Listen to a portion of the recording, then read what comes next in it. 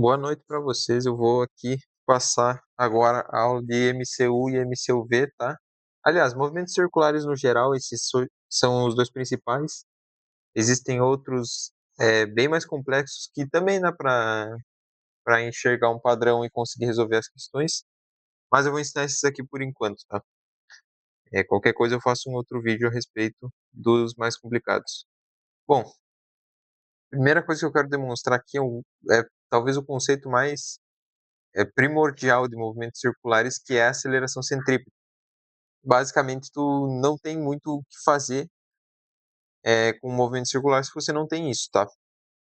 Bom, primeiro vamos provar para o movimento circular mesmo, porque essa aceleração centrípeta, por incrível que pareça, ela não vale só para movimentos circulares, tá? Ela vale também para movimento parabólico, elíptico, hiperbólico até, mas eu vou provar aqui para movimentos circulares, tá? Bom, basicamente a gente vai ter aqui um sisteminha que eu acabei fazendo bem simples e que você vai ter, perdão aqui. Bom, você vai ter basicamente um deslocamento bem pequenininho aqui de A para B, tá? Considere esse ângulo θ aqui bem pequenininho mesmo, só para a gente ter uma noção mais interessante. Bom, o que que a gente pode concluir desse movimento aqui? A gente vai ter dois triângulos que vão ser formados dele, tá?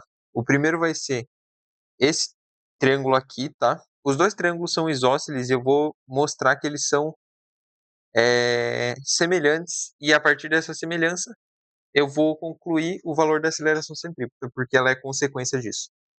Bom, basicamente a gente vai pegar um ΔR que é extremamente pequeno aqui. Por ser extremamente pequeno, ele vai só ser relacionado com o ângulo. E esse ângulo aqui, ele vai ser espelhado aqui por causa da direção da velocidade que vai ser alterada, né? Você vai ter uma alteração de A para B, e quando ele chega aqui no B, a velocidade ela está assim, ó, para essa direção aqui, tá? Nesse caso, no movimento circular, a velocidade ela sempre vai estar tangenciando a trajetória do nosso corpo, né? E a trajetória é o próprio círculo, a própria circunferência. É, bom, como o ângulo é muito pequeno, basicamente esse ΔR aqui, se a gente pegar ele extremamente pequeno, infinitesimalmente, a gente vai ter que, isso aqui vai ser basicamente r dθ, tá?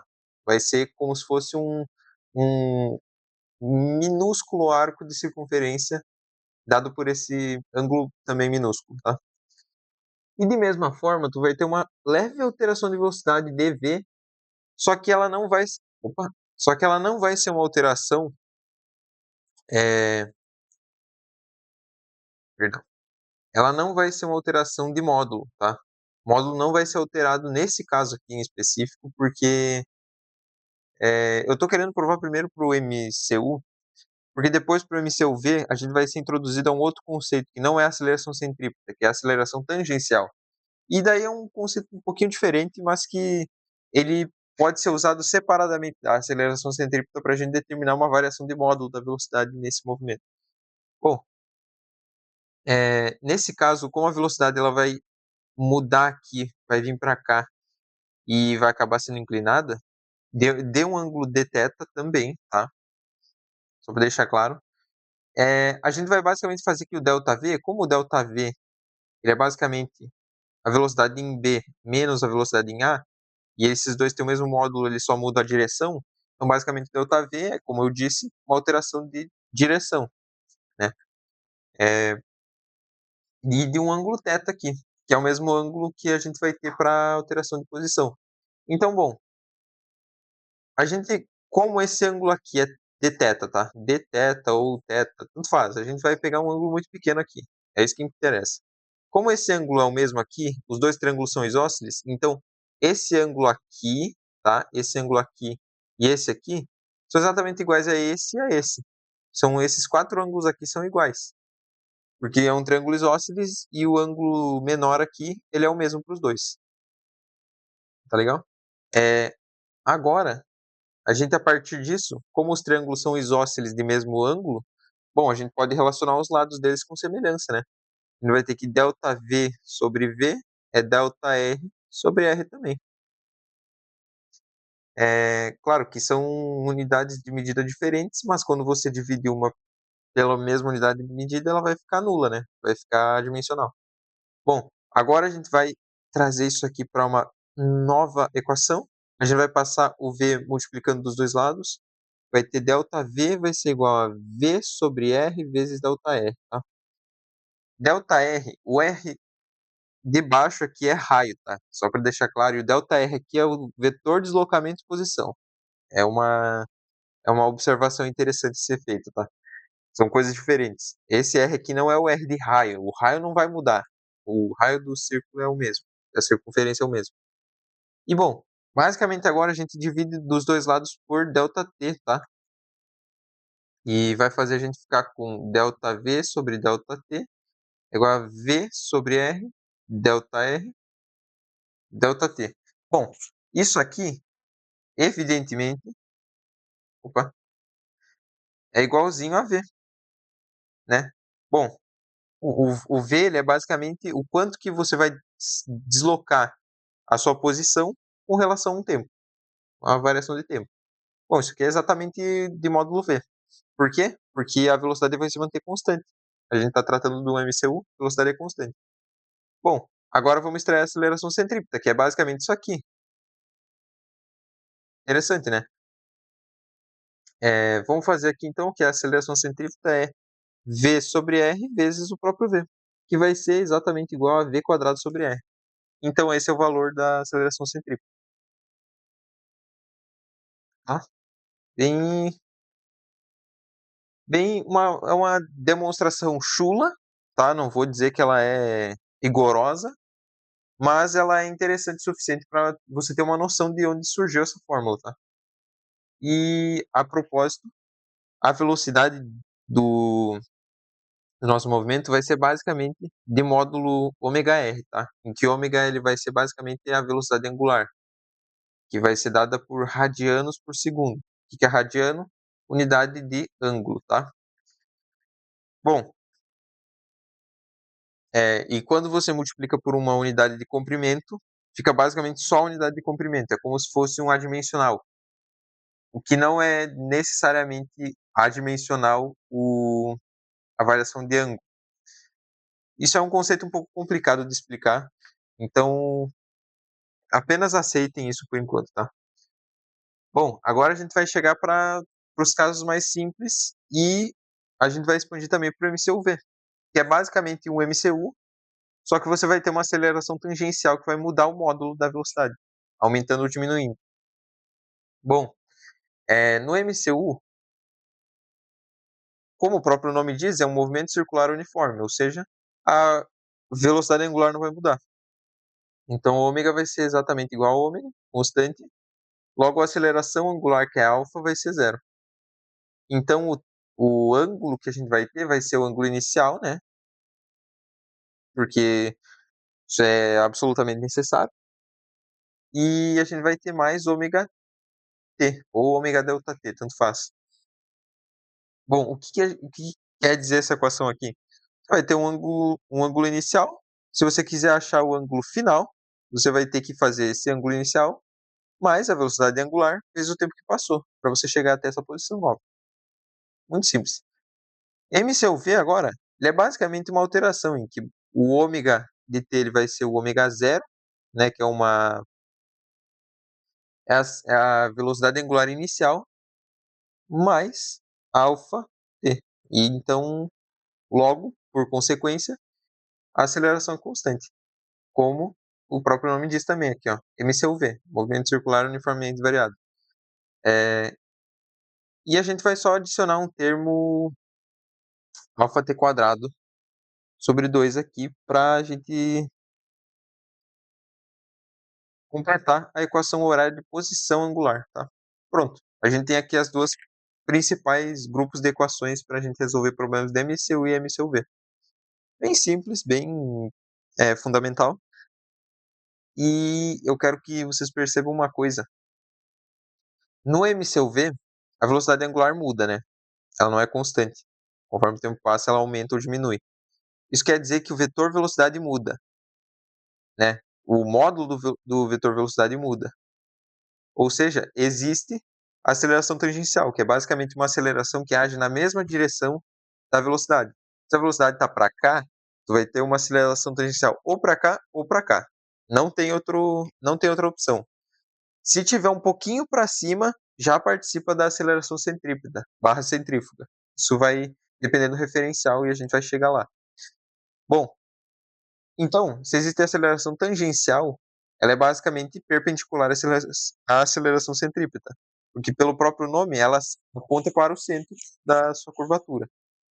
Então, se a gente quiser aceleração total, que é uma coisa que pedem bastante em exercícios, basicamente vai fazer a soma vetorial. E como elas são perpendiculares, só fazer o teorema de Pitágoras, ou seja, a ao quadrado é at quadrado mais acp quadrado, tá? Bem simples também. E o módulo da aceleração tangencial vai ser, obviamente, a aceleração angular vezes o raio. Bem análogo também à fórmula da velocidade, né? Escalar em função da velocidade angular. E agora uma nota, uma coisa bem interessante aqui que, inclusive, eu mesmo descobri há pouco tempo. O ômega, que a gente conhece, né, a velocidade angular, não é só um escalar, ele é um vetor também, tá? Tanto é que a equação principal para essa daqui, ó, essa equação aqui, ela não está necessariamente certa, tá? É só para o módulo que isso aqui vale. Essa é a equação real. Ela é um produto vetorial entre o vetor ômega, o vetor velocidade angular, e o vetor raio, que no caso é o vetor posição. E como o vetor posição não muda, ele só muda a direção e ele muda a direção na mesma medida em que a velocidade muda a direção.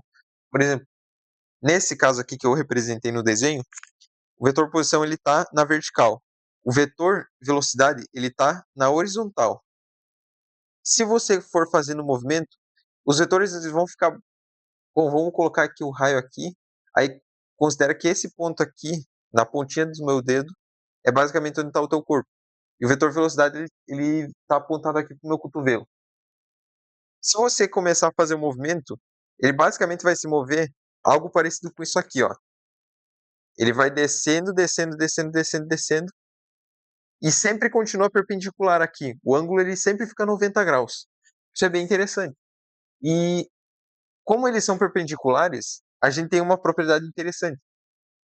O produto escalar pela regra da mão direita, o produto vetorial pela regra da mão direita, ele é basicamente feito assim, ó. Você pega a sua mão direita, provavelmente vai estar aparecendo a minha mão como se fosse a esquerda aqui no vídeo, mas pega a sua mão direita e veja aqui o desenho, cara. Deixa eu ver se tá fazendo certinho. Ah, não, tá fazendo certinho aqui o que eu queria mostrar. Pega o seguinte, minha mão tá aqui que nem a do desenho, né? Mão direita. Você vai dar um tapa e o vetor resultante desse produto vetorial vai ser a velocidade, no caso, né? Que é o que a gente quer. Velocidade é o produto vetorial de ômega por R, né? Só que o vetor R ele tá para cima. E o vetor resultante, ele tá para cá. Ele tá reto para cá, ó. Para essa direção que eu tô olhando. Poxa, qual que é o outro vetor que tá faltando? É esse do meu polegar aqui, que é basicamente o vetor velocidade angular que tá representado exatamente por essa setinha aqui, ó. Essa seta aqui que eu estou riscando em cima, ela basicamente representa a direção do nosso vetor velocidade angular, que também vai estar representado aqui, ó, algo um pouquinho mais técnico, né? O desenho do movimento circular, ele é basicamente o vetor posição apontando para cima, tá? Considera que aqui é a flechinha, a ponta do nosso vetor. Aí o vetor velocidade ele tá para cá, ó, ele está indo para direita, da esquerda para direita. Logo a gente vai ter que ter o vetor velocidade angular assim, ó, tipo furando a folha. No caso, calma. No vídeo aqui que eu estou mostrando, ele vai ir o sentido contrário. Ele é basicamente para cá, ó. Ele está entrando na folha, tá? É isso que eu quis dizer. E é basicamente isso. Por curiosidade, eu vou ainda botar um vídeo fazendo isso aqui. Se você quer achar um produto vetorial entre dois vetores, sei lá, digamos que tu tenha ômega vezes R, Você basicamente só vai ter que calcular um determinante aqui, tá? É uma coisa importante. Muitas vezes é importante para até para problemas que exigem que você saiba um conhecimento vetorial um pouco maior, porque pelo menos eu conheço poucas pessoas que sabem que a regra do produto vetorial é exatamente fazer esse determinante, tá? Que você basicamente coloca os versores, né? Os versores nas 3 dimensões, se você quiser. Aí você coloca ômega x, ômega y, ômega z, Rx, Ry, Rz, tá? Bom, como provar para ti que esse vetor ômega ele só vai estar apontado na direção k? Veja o seguinte, a gente quer que a velocidade esteja apontada na direção y, tá? Por esse desenho aqui. Direção y, no caso, pega esse sistema de coordenadas aqui que eu vou desenhar, ó. I, J, K, tá? Esse é o sistema de coordenadas que eu quero que vocês peguem, que é basicamente o clássico, né? Se a gente quer que só esteja na direção y, então a gente vai ter que cancelar os termos J e K. Ou seja, a gente só vai ficar com isso aqui, menos isso aqui. Só que a gente sabe também que o RZ ele é igual a zero, tá? Vamos já deixar o... Vamos dar nome aos bois já. O nosso R, ele só tem na direção Y, né? Então, a gente vai já cortar esses aqui, que a gente considera zero. Então, vamos deixar bonitinho aqui. Aqui é zero, aqui também. Vai ficar um pouco longo essa aula, tá? Perceba que o i, quando você vai fazer o determinante aqui, ele vai zerar. A gente não quer que isso aconteça. Só que ele não zera para cá, ó. Então, qual que é a única direção? Porque a gente só vai poder ter uma direção para o vetor velocidade angular, porque as outras vão ter que cancelar. Qual que é o único vetor que cumpre essa função? Qual que é a única direção do ômega que cumpre essa função? Aqui, ó. Essa aqui, ômega z. Ou seja, a gente acabou de provar que basicamente só tem vetor de velocidade angular na direção z, ou melhor, no versor k, né? Mesma direção. Isso quer dizer que a gente pode eliminar esses dois aqui, ó, tá? Tranquilamente, com tranquilidade. No final, você vai ficar basicamente com aqui. Calma aí. Ih, caralho. Vou marcar aqui. Meu Deus o livre.